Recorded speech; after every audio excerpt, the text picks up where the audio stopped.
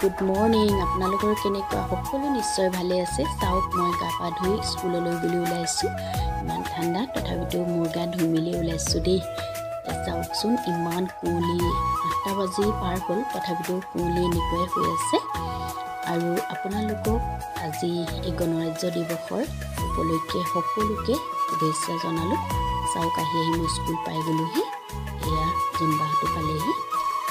আমি এয়া কলগতে স্কুললৈ বুলি সোমাইছো আৰু বৰ্মাও পালেহি বৰ্মা আচোন আমি আহি পোৱাৰ আগতে চিমি বাইদেউ আহি উপস্থিত হৈ আছেহি চাওক